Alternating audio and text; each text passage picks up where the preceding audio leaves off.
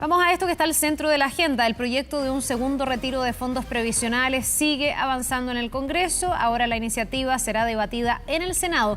Todo mientras se discute además la necesidad de una reforma profunda al sistema de pensiones. Queremos conversar sobre este tema con Guillermo Larraín, académico de la Universidad de Chile, ex superintendente de pensiones. Muchísimas gracias, Guillermo, por este contacto y muy buenos días.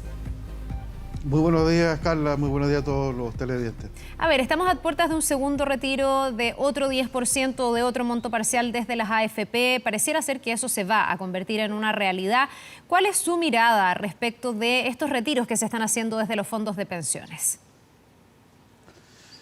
Bueno, yo creo que desde el punto de vista previsional no conozco a nadie que diga que es una buena idea. Lo que estamos tratando de hacer con la reforma que tú estabas mencionando recién es agregar más recursos, pero acá se lo estamos quitando. El punto es que ese retiro tiene una causa de fondo que tiene que ver con consecuencias de la pandemia, que mucha gente ha perdido su empleo. Estamos con una tasa de desempleo que bien medida hoy día está en el 28% prácticamente de la población, y mucha gente que está teniendo temor de perder su empleo en los meses que siguen. El gobierno ha respondido con un instrumento que es el ingreso familiar de emergencia, fundamentalmente en lo que se refiere a transferencias a las familias, más garantías para créditos de pequeña y mediana empresa, pero ese ingreso familiar de emergencia lo ha ido dando por goteo. Inicialmente le dio imponiendo bastantes restricciones a su acceso, quedó afuera inicialmente un grupo importante de la población de la clase media, media alta. Eso hoy día está más o menos cubierto, pero lo que está haciendo el gobierno es que ha ido extendiendo ese beneficio por 2 meses. Entiendo que se acaba ahora probablemente en el mes de noviembre.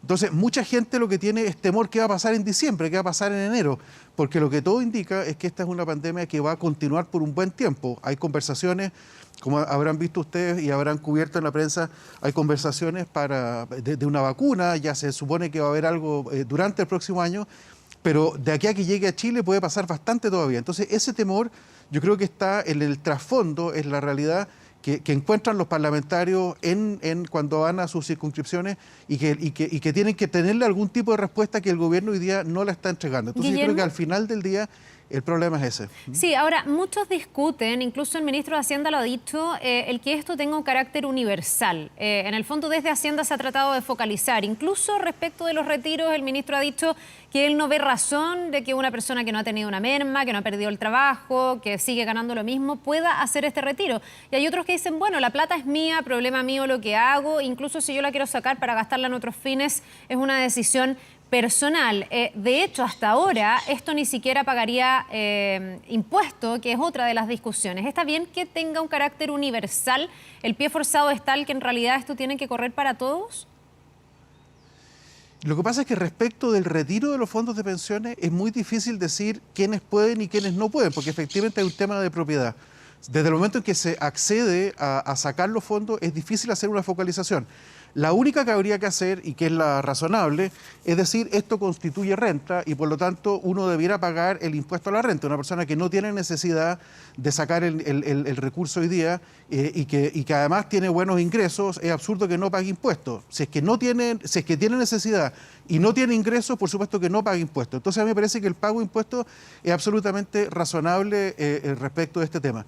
El argumento de focalización uno podría argumentarlo mucho más en el ingreso familiar de emergencia, es decir, vamos a entregar los recursos, por ejemplo, a personas, incluso de ingresos que no son tan bajos, por ejemplo, un profesional que haya perdido su capacidad de hacer, atenciones médicas, por ejemplo, eso puede ser complejo y por lo tanto, o personas que trabajan en un restaurante, que son dueños de un boliche, que hoy día tienen menos capacidad de venta, efectivamente esas personas debieran tener acceso al ingreso familiar de emergencia. Es decir, hay una cierta forma de universalismo que debiera estar presente, pero efectivamente una persona que está con su capacidad de ingreso más o menos sin merma no debiera tener necesidad de ingreso familiar de emergencia. Pero respecto de los fondos previsionales, la única forma razonable de graduar el uso es a través de hacerlo que pague el impuesto a la renta, que se reliquida. Hay que recordarle a las personas, esto se reliquida una vez al año. Es decir, no es que uno pague un impuesto a la renta por el retiro mismo, sino que una vez al año, en el mes de abril, el Servicio de Impuestos Internos ve cuántos fueron los ingresos efectivos que la persona tuvo durante el año y ahí calcula la tasa de impuestos que efectivamente corresponde. Bueno, esto lo va a discutir el Senado en todo caso. Son indicaciones que todavía están ahí sobre la mesa y vamos a ver si salen con ellas aprobadas o no. Ahora, te quiero preguntar también, Guillermo, por los efectos. Aquí hay distintas miradas. Una es la mirada individual sobre lo que va a pasar con mi pensión si yo hago este primer, segundo retiro. Y hay mucha gente ahí que dice, bueno, si yo hasta ahora iba a recibir, no sé, 200.000 pesos, que es muy bajo de pensión, y haciendo el retiro voy a recibir 190.000 pesos, la verdad es que no me hace tanto daño. Hay una lógica de las pensiones ya son malas, ¿qué tan más malas van a ser con este retiro? Pero también hay una mirada global respecto de qué pasa con el sistema de pensiones. Algunos acusan como una segunda intencionalidad a algunos parlamentarios de terminar definitivamente con el sistema de las AFP, y por eso quiero saber cuánto compromete esto una reforma profunda, seria, sustentable, que está pendiente hace mucho rato en materia de pensiones. O sea, si es que se llega a producir un segundo retiro, yo imagino que a lo mejor puede ser un poquitito menor en cuantía que en el primer caso. Eso quiere decir que uno debiera esperar más o menos que el segundo retiro saque por lo menos unos 13.000 millones de dólares de los fondos. En el primero ya salieron 15.000. Entonces estamos hablando que hay 28 o 29 mil millones de dólares que van a haber salido al final de estos dos retiros, van a haber salido del sistema de pensiones, y eso efectivamente tiene un efecto sobre las pensiones que es significativo. Una persona puede decir, no, es que 10.000 pesos ahora, bueno, pues ya fueron 10.000 pesos ahora, 10.000 pesos la otra vez, ya vamos en 20.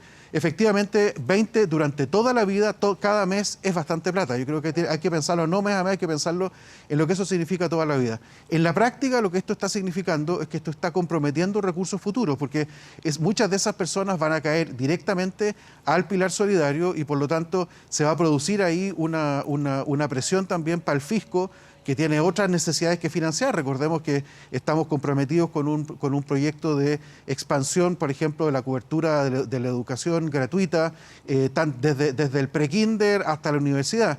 Bueno, esto le quita recursos en el futuro para que el Estado pueda ir haciendo ese tipo de expansión de derechos también. Entonces, creo que el mundo parlamentario tiene que tener esto a la vista y al menos atenuar, porque yo entiendo, insisto, entiendo la necesidad de la gente en la calle, pero tiene que atenuar esto por lo menos haciendo extensivo estos retiros a un concepto de renta que los haga que quienes tienen más ingresos y en realidad no necesitan la plata lo dejen en los fondos de pensiones. Sí, yo entiendo el compromiso que esto significa para el Estado, porque en algún momento el Estado también se va a tener que hacer cargo de las personas que, por ejemplo, están quedando sin fondos. El presidente ha hablado de 4 millones de personas que quedarían sin fondos con este retiro. No sé cuántos alcanzarían a recuperar. Hay además una posibilidad de sobrecotizar para ir como devolviéndose o regenerando esos recursos, pero ¿cuánto daño se le hace al sistema, a las AFP? ¿Podría esto terminar con el sistema de las AFP, como dicen muchos? Yo creo que hay gente que puede tener esa agenda, pero yo creo que en lo sustantivo, poner eso como la causa principal de lo que está pasando me parece que es tratar de politizar inútilmente un problema que es mucho más práctico, que tiene que ver con lo que estoy diciendo, que la gente necesita la plata o tiene miedo de poder necesitar la plata. Acá lo que hay que recordar es que esto, sobre todo el primer retiro, espero que el segundo también sea el caso, lo que se legisló en el primer retiro es una autorización para que la gente saque la plata durante el próximo año, de manera que no es necesario ir corriendo a sacar la plata hoy día. Esa autorización yo creo que es importante, de alguna forma le quita algo de tensión a las personas que tienen miedo de perder su pega. Ahora, respecto a la reforma de pensiones, es muy importante avanzar en la reforma de pensiones. Creo que se ha ido avanzando, ya llevamos 10 años básicamente discutiendo esto, 7 años discutiendo esto. Si es que no avanzamos con esta reforma ahora, en la práctica, Carla, esto va a significar postergar esa reforma al próximo gobierno, que va a tener además una convención constituyente que va a cambiar bastante las reglas del juego de ahí para adelante.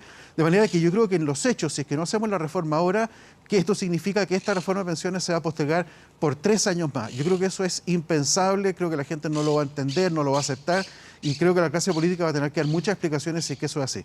Entonces, pongámonos de acuerdo rápido. Yo creo que el proyecto de base que hoy día está siendo discutido en la Cámara de Diputados, o que al menos fue parte de la propuesta de la oposición, es un proyecto que es razonable, incorpora cosas que hoy día no tiene el sistema, que es importante, que son elementos de solidaridad, intrageneracional, es decir, entre personas que estamos en la misma generación, los que tenemos la suerte de estar trabajando respecto de quienes no, intergeneracionales respecto de quienes tuvieron algún problema, por ejemplo, en los años 80, que estuvieron desempleados mucho tiempo, que es lo que está pasando a la gente que se está jubilando hoy día, y con respecto a los que estamos hoy día trabajando y los jóvenes que hoy día están trabajando respecto de esas generaciones. Son formas de solidaridad que yo creo que son importantes, que tienen que existir en una sociedad bien establecida, y yo creo que esos dos elementos tienen que estar, y el gobierno es hoy día, con la pulverización que hay en el sistema, en el Parlamento, es muy complejo para el Parlamento ponerse de acuerdo, pero creo que el gobierno todavía tiene alguna capacidad de poder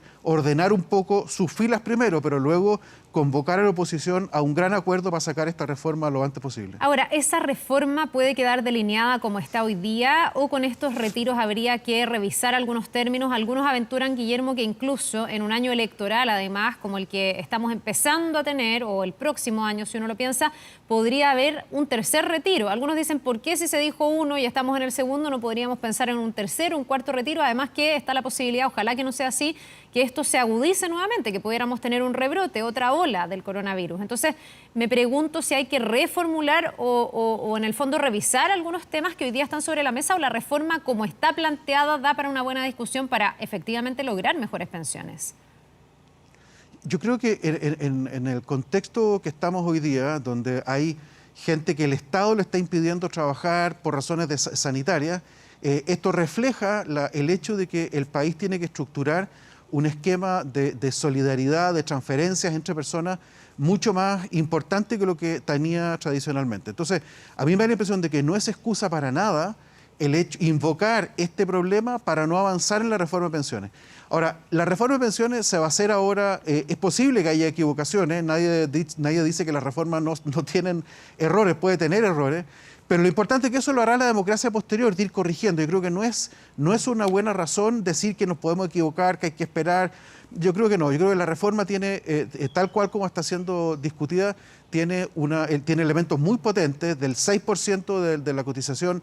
A mí me da la impresión de que se podría lograr un acuerdo razonable, conversado, donde el gobierno de alguna forma llame, pero en forma positiva y en forma como digamos constructiva a la oposición, que los convoque, y uno podría perfectamente dedicar 4% de ese 6% a estos componentes de solidaridad nuevos, dejar un 2% para la capitalización individual, que vengan más tarde, que no vengan al inicio. Y eso yo creo que uno pudiera llegar a un acuerdo más o menos rápido, se me ocurre, que se podría llegar a un acuerdo más o menos rápido, pero requiere un armazón importante que tiene que tener como componente esencial, yo diría, la extensión de estos beneficios del IFE a algo que a la gente le haga sentido. Y eso lo que creo que le hace sentido a la gente es que esto hay conciencia en la población de que esto solo va a normalizarse una vez que se llegue a estar la vacuna disponible en el mercado chileno. Claro. Antes de eso, me parece que es todo ilusorio.